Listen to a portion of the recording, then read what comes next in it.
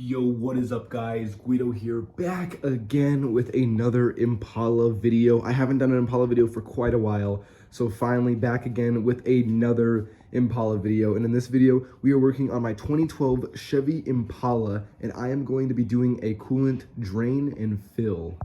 And I'm pretty much just gonna show you guys how to do the full drain and fill. It is super duper easy and simple on this car. The reason why I'm doing it is my car has just reached 50,000 miles, and I just think it's probably a good thing to just do, you know, good preventative maintenance. And plus winter is coming, and then afterwards it's going to be summer, so it'll be cold and then it's going to get hot. So it's definitely a good thing to do, that is for sure. And shout out to Certified Shade Tree. He has helped me out a lot with info and stuff, because I was asking some questions. If you've looked up videos and stuff like that, there really isn't any videos of like a coolant drain and fill or a coolant flush or anything with these cars. It's all the 3.5 and the 3.9 liter, and their setup is a little bit different. You have to manually bleed it. You got to make sure there's no air in the system. Apparently with this whole setup on the 2012s and up with the 3.6 liter LFX motor, the way it's designed, it has its own system where it bleeds itself, and it's simple as just draining it out and filling it up, which is awesome. Like I said, there wasn't much info on anything like that, so he was super helpful and helped me out with the info that I needed. I was also asking him some questions if it's worth using the crush tabs that GM recommends you use when you do a job like this. They're pretty much crush seal tabs, and they pretty much just stop leaks in your radiator. And I was asking him if it's worth doing that, this and that, and he was really helpful. So I will link him in the description. Go ahead and check out his videos, make some awesome content, and he is part of the Impala family. So with all that being said, I am just going to be doing, like I said, a simple drain and fill. This is all the stuff you really need.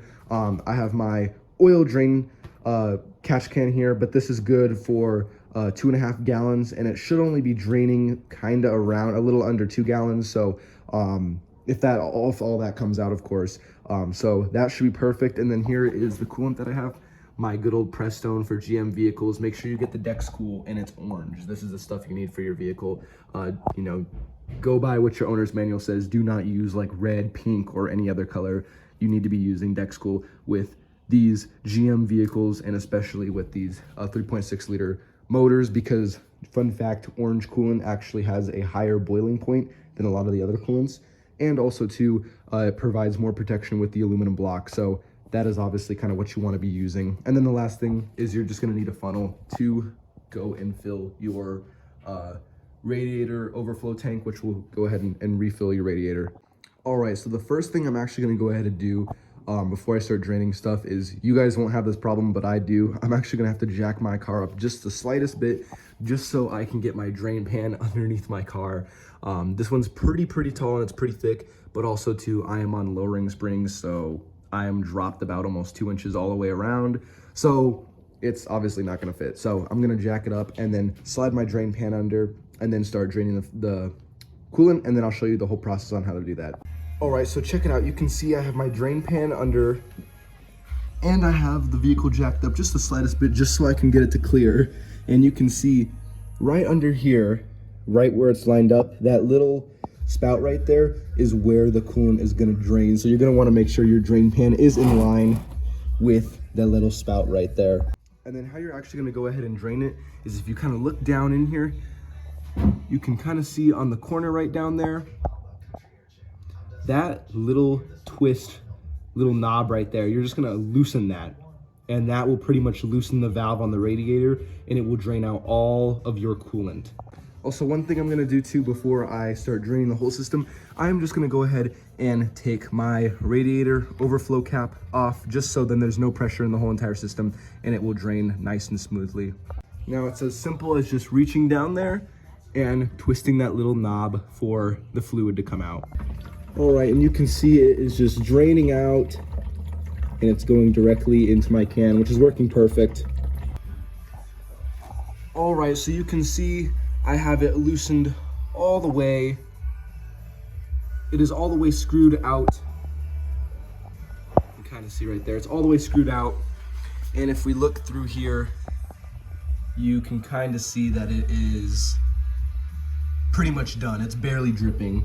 So it is 100% empty, ready to go ahead and put our new coolant in it. So now what we're gonna do, I'm just gonna stick my hand down in here and just tighten it back up.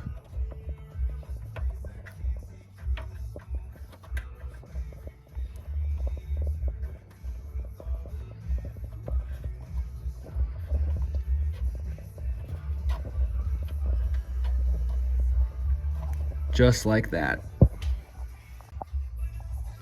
All right, now you can see my little valve that's down there is all nice and tight. Do not over tighten this because it's just plastic, and then that little housing there is plastic. So that's all nice and tight, leak free. And then also down there, it's all nice and tight. It's not dripping anymore, and it's all nice and clean. So now with all that being done, the whole system has no coolant in it at all. So now what we're gonna do, we're gonna get our funnel and we're just gonna fill it from the reservoir here. All right, so here is the first 1 gallon of the coolant that I'm gonna just start pouring in. A tip is to pour it sideways so it doesn't come out all rough and stuff.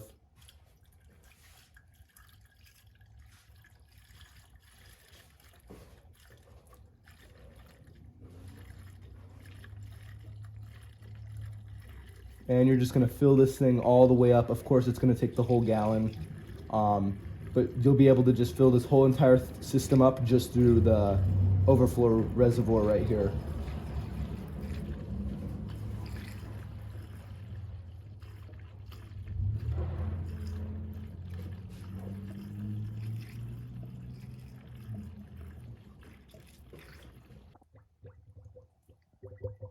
And then I'm not too sure if you can hear it bubbling, but this thing has its own internal bleeder, so you can see it is just slowly working its way down, and it will bleed all the air out of the system, just like that.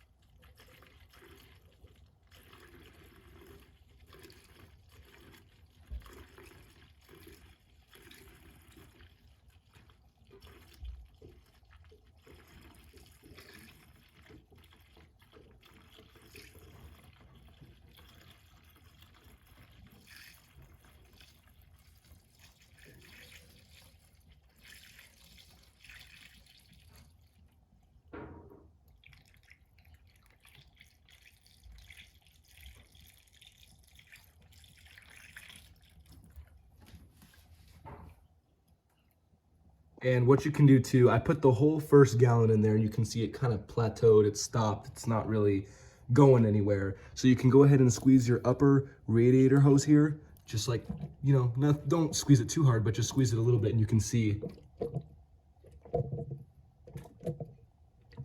it's starting to suck some more of it down, and that'll also help get some of the air out of the system as well.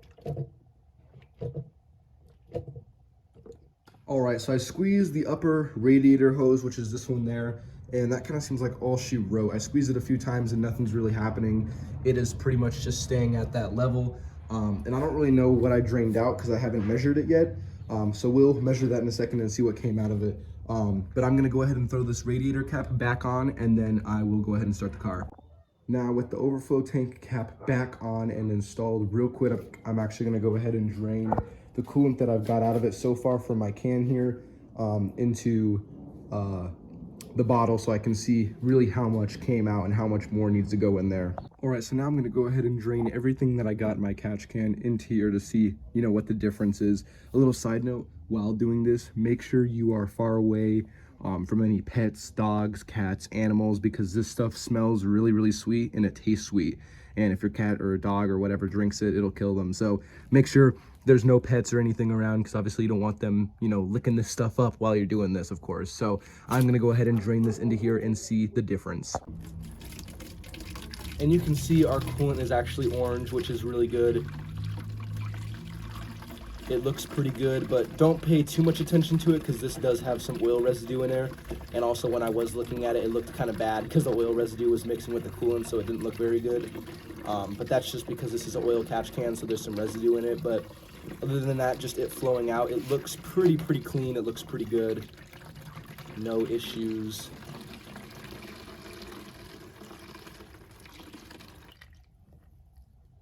Damn, and I pretty much only got a gallon out of this. That's really crazy. There's still kind of some residue in this catch can that, of course, I will never be able to get out because there's chambers and stuff in there, and it's sectioned off so it doesn't slosh around that much. But man, I mean, you can see that's pretty much a whole gallon came out. And I mean, a whole gallon came out. I let it sit and drip for pretty close to like 30 minutes. So only a whole gallon came out for me, and a whole gallon went back in. So technically speaking, you really don't need 2 gallons. I was going off of some info that I had from some forums of how much the capacity is, but pretty much all you really need is just 1 gallon, because that was this whole thing. But I'm actually going to go ahead and start the car and see if it does go down a little bit more, because with the vehicle starting, the water pump moving, and all that pressure moving around, it may actually end up taking some more, just because maybe some of it, when I did the drain, didn't fully come out of the radiator or whatnot. But other than that, that is a whole gallon that this took. So not too bad, but it is pretty surprising that a lot of the forums and everything said you need about like 1 3/4 of these, almost 2 of them pretty much, and I only used 1. And like I said, I let it drain for a while, so it's kind of weird that I only, you know, got 1 gallon out of it, which is kind of weird, but it only took 1 gallon, so there's that for you. So like I said, guys, it only really took 1 gallon. I know Certified Shade Tree said he used about 1 3/4 of these, but he also replaced his radiator hoses, so of course he's going to get a little bit more fluid, you know, from completely removing all that and letting the whole system completely, you know, drain out. With this setup, I'm not going to get all of that out because I didn't, you know, do anything with any radiator hoses or anything like that. But I really shouldn't have to do a complete crazy flush on this car. Like I said, it's only got 50,000 miles on this 2012 Chevy Impala. This is really a gem right here. And, you know, it's got so low miles, but with these cars, I've seen these cars, believe it or not, go past 250,000 miles easily, as long as you're consistently changing the oils with these motors here, because it's a direct injection. So it, you know, a lot of carbon deposits and stuff like that, and you can also get gas kind of in your oil eventually and stuff like that. So I recommend always changing your oils. 4,000 miles is what I always do. On the dot is what I do, and I always do the highest quality oil. I was always doing Pennzoil full synthetic, and then I just recently switched over to Valvoline full synthetic, which is actually Dextos approved, which I think is probably a little bit better. And yeah, no problems, no issues. I don't want to jinx myself, of course, but these are really good, reliable motors, and they make a lot of power too, especially if you just take care of them. There should be no issues or anything like that. But what I am actually going to go ahead and do, though, is I am going to start the car and turn the heat all the way on blast and hot, so it'll open up that thermostat and the heater core and kind of, you know, make sure coolant goes everywhere, so then if I need to top it off, I can top it off. All right, so you can see I have my heat all the way over on the hottest setting, and it's on the highest for the blower, and it is coming out pretty decently warm, but you can see my vehicle isn't even warmed up yet. So once it warms up, but you can see it's running, everything is going fine. It's reaching operating temperature, and you can see the level hasn't changed. It is still pretty much what it's at. It's a little bit over the line, but like I said, I drained a whole gallon, and that's what I put back in, so that should be fine. And yeah, I'm gonna let it idle probably for a decent amount of time until it's fully at operating temperature, and then I will shut it off and maybe go for a little ride later. But I'm just gonna let it do its thing for a little bit, and yeah. Okay, and I would say right about now, the thermostat probably would have had to have opened by now.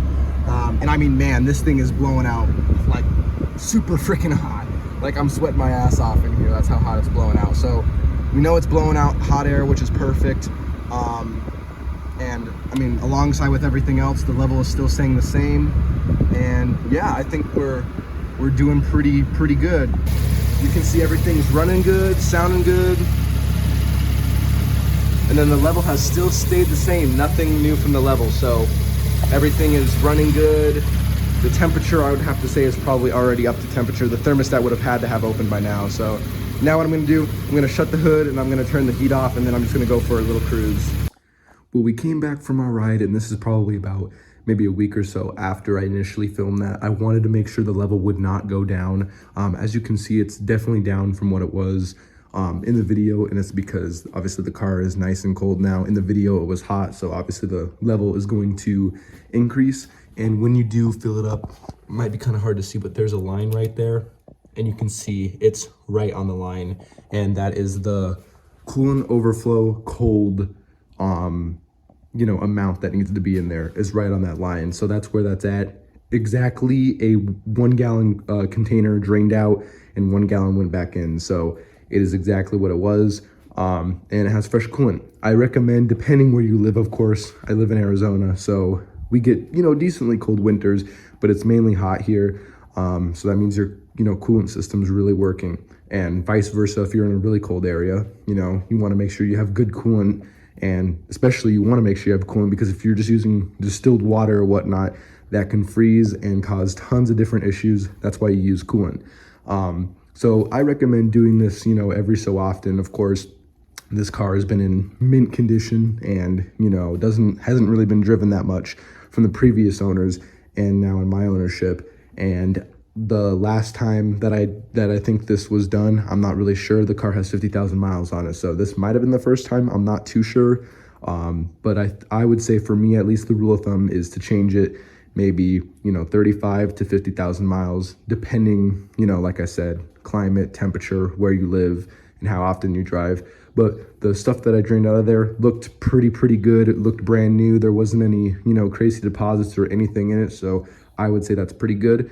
But other than that, like I said, level's still good. That is how you do a coolant drain and fill on a Chevy Impala 2012 and up, or the 3.6 liter motor, because I do know the 3.5 and the 3.9 will have a little bit of a different process, because they do have different reservoir locations and a different setup with the motor. So with all that being said, I hope you guys enjoyed. I hope this video helped you guys. And with all that being said, make sure you guys comment, like, and subscribe. And peace.